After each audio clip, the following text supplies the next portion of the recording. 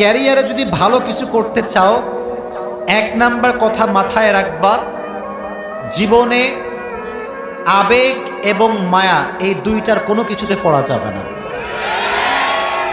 আমি আমার লাইফে অনেক ছেলে দেখেছি খুব মেধাবী, খুব ট্যালেন্ট, কোনো একটা মেয়ের পাল্লায় পড়ে পুরো ক্যারিয়ারে লাল বাতি জ্বলে গিয়েছে। অতএব মেয়ে তোমার জীবনে যেমন রহমত, এই মেয়ে তোমার জীবনে গজব হয়ে যাবে যদি তুমি হারামে চলে যাও, ঠিক কিনা? আমার কথা স্ট্রেট ফরওয়ার্ড, পছন্দ হলে शादी करोगे या नहीं करोगे पहले ये बोलो। কথা বলো, ঠিক কিনা প্রিয় ভাইয়েরা? ভাল লাগলে 2 বছর 3 বছর প্রেম করে, লাস্টে গিয়ে এও ছ্যাঁকা দেয় এও ছ্যাঁকা দেয়, লাস্টে মেয়ের বিয়ে হয় টাকলার সঙ্গে আর যুবকটা এটা সব জায়গায় হয় না, আগেই পাগল হয়ে যাও না, সব জায়গায় এটা হয় না। আর সব মেয়ে কিন্তু সরকারি টাকলা খোঁজে না, কিছু কিছু মেয়ে চরিত্রবান যুবকও খুঁজে বেড়ায়, ঠিক কিনা? সবাইকে এক পাল্লায় মাপবেন না। এজন্য জীবনে সফল হতে চাইলে আবেগ এবং মায়ায় পা দেওয়া যাবে। আর তোমাদের যে বয়স 18, 16, 19, 20, at this age you are very emotional, খুব আবেগী তোমরা।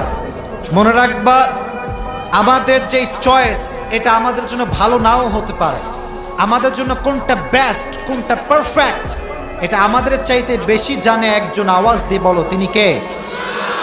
কোরআন থেকে শোনো, আল্লাহ বলছেন, ওয়াসা আন তাকরাহু শাইআন ওয়া হুয়া খায়রুল লাকুম ওয়াসা আন তুহিব্বু শাইআন ওয়া হুয়া শাররুল লাকুম।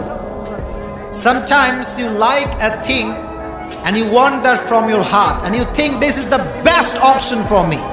মাঝে মাঝে কোনো মেয়েকে দেখলে মনে হয় আল্লাহ এর মতো সুন্দরী আর কেউ হইতে পারে না, কিন্তু এর চাইতে সুন্দরী আছে না নাই?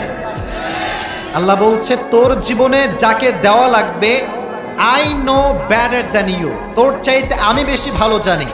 অতএব ছ্যাঁকা খেয়ে বেকা হওয়া যাবে না, ভরসা করতে হবে একজনকে, তিনি কে? অতএব আমরা ভরসা করব, বিশ্বাস করব একজনকে। আওয়াজ দিয়ে বলেন তিনি কে? তাহলে আবেগে পা দেওয়া যাবে? কথা কয় না, দেওয়া যাবে? আচ্ছা, যদি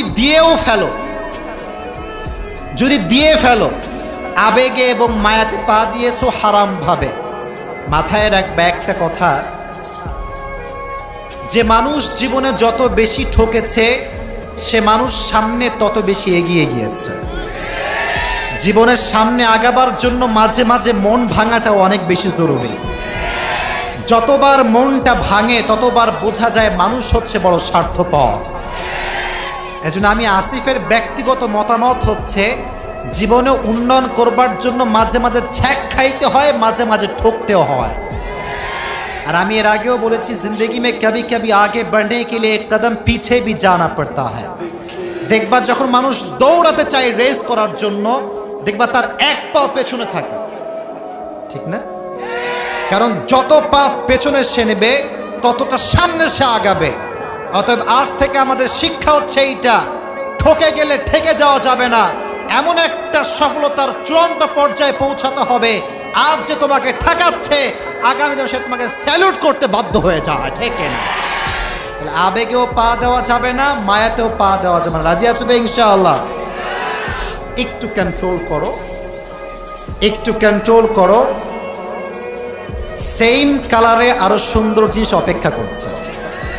কথার সাইজ বোঝা যায়? কালার সেম কিন্তু কোয়ালিটি ভালো। এটা দামে কম মানে ভালো, কাকুলি ফার্নিচার নয়। একটু আবেগ নিয়ন্ত্রণ করো, ভবিষ্যৎ সুন্দর করে দিবে কে? তাহলে 1 নাম্বার, আবেগে পা দেওয়া যাবে না, মায়াতেও পা দেওয়া যাবে, 1 নাম্বার। 2 নাম্বারে সবার জন্য, আব্বাদের জন্য, মায়েদের জন্য, যুবকদের জন্য, মেয়েদের জন্য, সবার জন্য। নিজের স্বপ্ন নিজে দেখবা, তুমি কি হবা তুমি ডিসাইড করবা। তোমার কি এক্সপিরিয়েন্স, তোমার কি হ্যাবি, তোমার কি হবি, তোমার কি স্বপ্ন, তোমার কি ড্রিম, এটা এলাকার চাচা নয়, তোমাকে জাস্টিফাই করতে হবে। দেখবেন আজকাল আমরা যখন কোনো স্বপ্ন দেখি যে আমি ওইটা হব, এইটা হব, এলাকার কিছু খাল